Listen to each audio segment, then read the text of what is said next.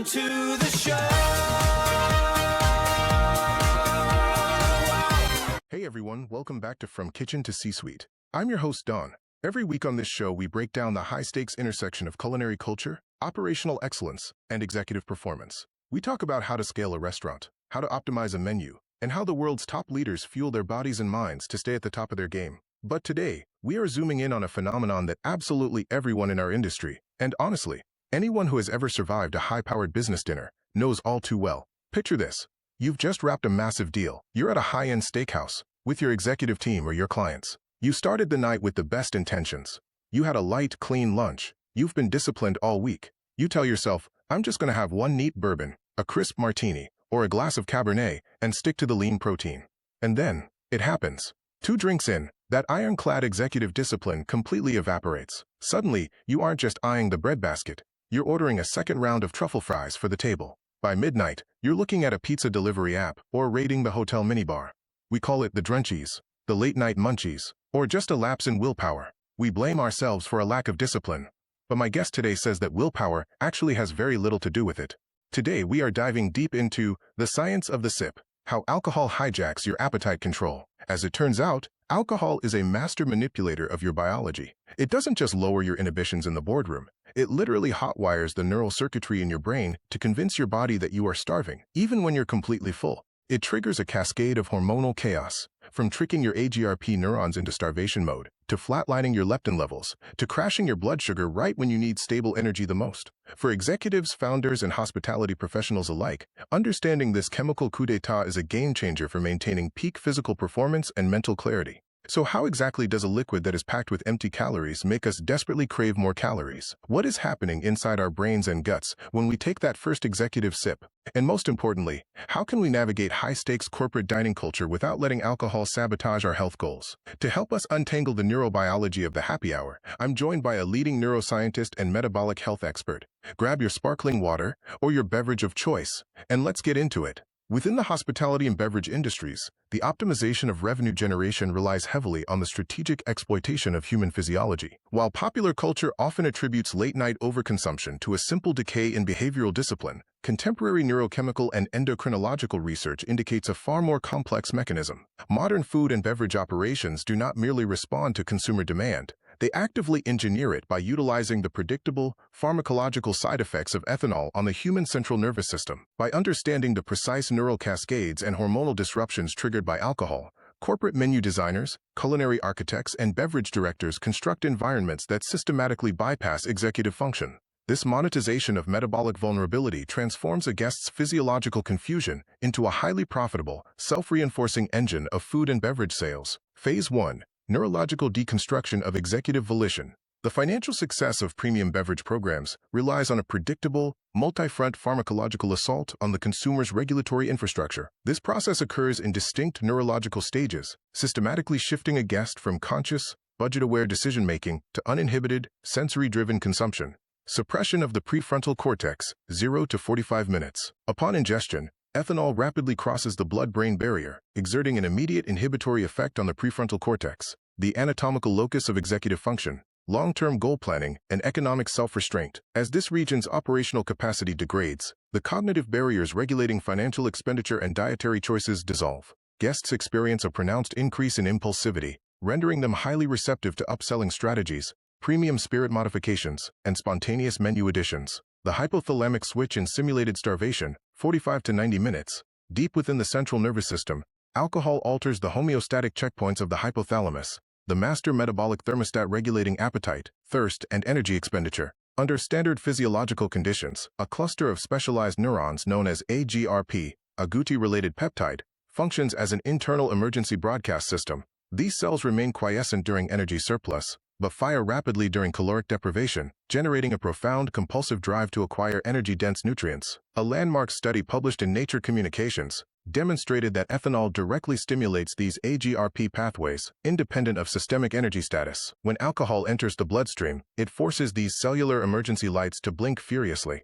Clinical insight. Alcohol essentially forces the central nervous system into an artificial starvation state. Even if a guest has recently consumed a calorie-dense meal, the HRB pathways generate a false emergency signal that demands immediate, macronutrient-dense reinforcement. cortical hypersensitization and reward mapping. This homeostatic deception is compounded by a distinct shift in sensory processing. Functional magnetic resonance imaging, fMRI data from the Indiana University School of Medicine reveals that ethanol infusion induces a state of neural hyperresponsiveness within the orbitofrontal cortex and the olfactory bulb. When exposed to external food cues, such as the aroma of melting lipids or the auditory stimulus of a sizzling platter, ALC-intoxicated subjects exhibit significantly higher neuroactivation than their sober counterparts. Alcohol heightens the chemical senses, making environmental food cues more salient and rewarding, which directly boosts impulse purchases of high-margin appetizers and side dishes. Phase 2. Endocrinological manipulation and the protein decoy. While the central nervous system is manipulated from the top down, alcohol concurrently destabilizes the endocrine feedback loops, traveling between the gastrointestinal tract, adipose tissue, and the hepatic system. Hospitality groups capitalize on this hormonal imbalance by designing menus that present engineered foods as chemical solutions to an artificial physiological crisis. The collapse of homeostatic satiety. In a healthy metabolic environment, appetite is modulated by a dynamic equilibrium between two primary counterbalancing hormones: leptin, the satiety hormone, synthesized by adipose tissue, which informs the brain that energy stores are sufficient; ghrelin, the orexigenic peptide, secreted by the stomach lining, which spikes preprandially to stimulate hunger. Upon the introduction of ethanol, this feedback loop collapses. Clinical assays indicate that acute alcohol consumption significantly suppresses circulating leptin levels while triggering an artificial spike in ghrelin. The brain becomes temporarily unreceptive to satisfaction signals and hypersensitized to hunger cues, locking the consumer into a state of persistent appetite. Hepatic glucostatic interruption. Simultaneously, the liver prioritizes the clearance of ethanol over all other metabolic tasks, treating it as a primary xenobiotic toxin. While the hepatic pathways are occupied with alcohol dehydrogenase operations, the liver halts gluconeogenesis and glycogenolysis. This temporary cessation causes a transient drop in blood sugar, which the brain interprets as an immediate energy crisis, prompting intense cravings for fast-acting carbohydrates. Fibroblast growth factor 21, FGF21, and the savory pivot. Research published in Obesity Reviews by investigators at the University of Sydney's Charles Perkins Center highlights the role of the liver-derived hormone fibroblast growth factor 21, FGF21. Typically upregulated during protein restriction to restore amino acid balance, FGF21 spikes sharply within 15 minutes of ethanol ingestion. Once FGF21 crosses the blood-brain barrier, it orchestrates a distinct dual regulatory appetite shift. This endocrine pivot suppresses cravings for sweet flavors while amplifying the drive for savory, umami-rich profiles, sensory markers historically associated with essential amino acids and bioavailable nitrogen. Exploiting the protein leverage hypothesis. In modern dining environments, this evolutionary survival mechanism is leveraged using ultra-processed foods, UPFs. According to the protein leverage hypothesis, organisms will overconsume total energy to meet a fixed metabolic requirement for nitrogen if the protein density of their diet is diluted by carbohydrates and lipids. Commercial kitchens utilize this dynamic by engineering menus around protein decoys, items like truffle fries, artisanal pretzels, and specialized flatbreads. These offerings use artificial and natural savory flavor enhancers, such as monosodium glutamate and hydrolyzed vegetable proteins, elevated sodium profiles, and high lipid fractions to mimic the sensory input of a protein-dense meal. However, because these items lack structurally intact bioavailable amino acids, they fail to trigger the release of gastrointestinal satiety peptides like cholecystokinin (CCK) and peptide YY (PYY). Consequently, the guest remains trapped in an open consumption loop, continuously purchasing and ingesting carbohydrates and lipids in a futile physiological pursuit of a protein threshold the food cannot satisfy. Phase 3. Matrix of commercial applications. Hospitality groups systematically monetize these neuroendocrinological changes through targeted environmental design, intentional menu engineering, and curated service sequences. Tactical vector, salty/umami-free attachments, to target the physiological mechanism of a sharp increase in FGF21 alongside the suppression of circulating leptin. The establishment utilizes a specific operational implementation, distributing high-sodium, umami-enhanced bar snacks, such as seasoned nuts and pretzels, immediately upon seating guests. This strategy yields a highly lucrative commercial and financial outcome by triggering the protein-seeking hyperphagic loop and inducing osmotic thirst, which directly drives secondary and tertiary beverage sales. Tactical vector, olfactory architecture. This approach targets the hyper-responsiveness of the orbitofrontal cortex to food aromas through a deliberate operational implementation, strategically routing kitchen exhaust lines toward guest areas, and incorporating open-concept wood-fire ovens and charcoal grills. The resulting commercial and financial outcome is highly effective, as it captures the attention of chemically sensitized olfactory networks, successfully converting passive drinkers into high-revenue diners. Tactical vector. High-margin carbohydrate layering. By targeting the physiological mechanism of hepatic gluconeogenesis arrest and the subsequent immediate drop in circulating blood sugar, the operational implementation focuses on positioning low-cost, calorie-dense starters, such as loaded potato skins and specialized flatbreads, at the very top of the menu hierarchy. This results in a powerful commercial and financial outcome, directing the brain's urgent carbohydrate craving toward items with minimal food costs and exceptionally high profit margins. Tactical vector, the late-night transition. This strategy capitalizes on the target physiological mechanism of prolonged leptin suppression and elevated HRB neuronal firing. The operational implementation involves transitioning the kitchen to a restricted, high-fat, high-sodium savory menu after 10 p.m. This yields a substantial commercial and financial outcome by exploiting peak hormonal dysregulation when guest willpower is depleted, successfully driving late-night revenue. Tactical vector, curated beverage pairing arrays. To exploit the continuous degradation of prefrontal cortex executive control, the operational implementation relies on bundling multi-course meals with pre-selected wine or cocktail pairings and offering pre-batched aperitifs. The commercial and financial outcome of this tactic is a significant reduction in the cognitive load required for guests to make purchasing decisions, which consistently increases the average check size per cover. Environmental architecture and public health realities. The cross-analysis of epidemiological data involving over 9,000 adult participants highlights a clear relationship between the surrounding food landscape and the net energetic impact of alcohol consumption. This research explains a long-standing paradox in public health literature regarding why alcohol intake correlates strongly with metabolic syndrome and severe obesity in certain socioeconomic demographics, but shows minimal somatic effects in others. The variance is largely determined by the structural quality of the food available during the post-ingestive hormonal window. The interaction between alcohol-induced physiological changes and the consumer's immediate food environment typically leads to one of two distinct nutritional pathways. The whole food dietary landscape, when the immediate food environment is dominated by minimally processed, nutrient-dense, and naturally protein-rich items, e.g., lean meats, seafood, eggs, unrefined legumes. The consumption of these whole proteins satisfies the elevated FGF21 signaling. The homeostatic appetite networks receive the necessary biochemical feedback to terminate the appetitive search, truncating the hyperphagic drive and keeping net energy intake low to moderate. The ultra-processed food, UPF landscape.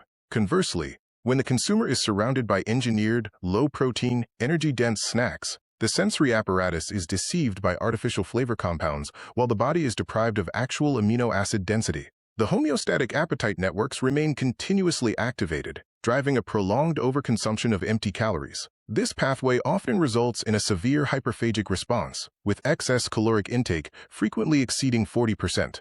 This dynamic presents an exceptionally high risk for visceral fat deposition and long-term metabolic dysfunction. Ultimately, the hospitality industry's use of the science of the sip reveals that the urgent demand for high-calorie, savory food following alcohol consumption is a predictable pharmacological response. By structuring dining environments to exploit these evolutionary survival mechanisms, modern food and beverage operations systematically monetize the biological vulnerabilities of the human central nervous system.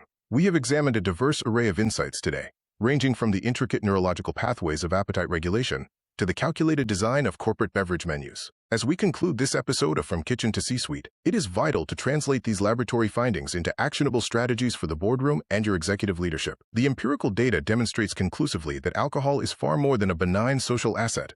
It is a potent biological disruptor. By triggering primitive neural mechanisms, it introduces a false physiological deficit that effectively overrides our highest cognitive and executive systems. Consequently, even the most disciplined corporate leaders and culinary professionals can find their decision-making compromised by primal impulses for high-calorie consumption. However, decoding the physiological impact of alcohol is not intended to induce guilt or mandate rigid restrictions. Rather, it is an exercise in strategic autonomy. In corporate governance, we demand absolute transparency from our partners and rigorous accuracy from our data. Yet, within corporate and social dining environments, professionals frequently permit a single chemical compound to distort internal metrics, cloud executive judgment, and dictate consumption. True leadership, whether presiding over a global enterprise, commanding a high-output culinary operation, or managing personal optimization, requires absolute mastery over one's environment. By understanding the precise mechanisms by which alcohol alters neurocircuitry, you reclaim a position of leverage. This knowledge empowers you to deliberately structure your environment, pre-dinner protocols, and professional boundaries to preserve cognitive clarity, physical health, and sharp focus. The chemistry of the glass should never dictate the trajectory of your evening. Thank you for joining us for this installment of From Kitchen to C-Suite. This is Don. I encourage you to maintain your analytical rigor, refine your professional expertise, and execute every decision across your portfolio and your plate with absolute intent. This broadcast is made possible through the generous commitment of our corporate sponsors. We extend our sincere appreciation to HRB Universal. Their ongoing dedication to providing comprehensive industry resources and promoting professional excellence remains vital to empowering leaders across the culinary and hospitality sectors. We also wish to recognize the Plate and Pour Collective Equity Partner Program. This progressive initiative exemplifies a profound commitment to fostering shared success and equitable growth within the food and beverage industry, equipping entrepreneurs with the framework to build a more inclusive and prosperous future. The trajectory to executive leadership demands continuous innovation, relentless dedication, and an elite network. We invite you to leverage the sophisticated resources and strategic support offered by our sponsors. For detailed information on engaging with HRB Universal and the Plate and Pour Collective Equity Partner Program, please visit hrbuni.com or search online for HRB Universal. We look forward to your presence for our next broadcast of From Kitchen to C-Suite, where we will continue to dissect critical business concepts designed to elevate your professional trajectory and entrepreneurial drive. To ensure you maintain continuity with our programming across all platforms, please note the following distribution channels. Subscribe and stream via Riverside at fromkitchentocsuite.riverside.com or through our primary portal at HRBUN. Our broadcast is also syndicated across all major networks, including Apple Podcasts, Spotify, YouTube, Amazon Music, Audible, iHeartRadio, and Deezer. For an enhanced high-definition viewing experience, you can stream the From Kitchen to C-Suite podcast directly via the HRB TV Network. Users utilizing Roku or Amazon Fire TV devices can access our content directly by searching for the HRB TV Network application within their respective digital marketplaces. Until our next broadcast, maintain your commitment to innovation and continue to pursue superior organizational achievement.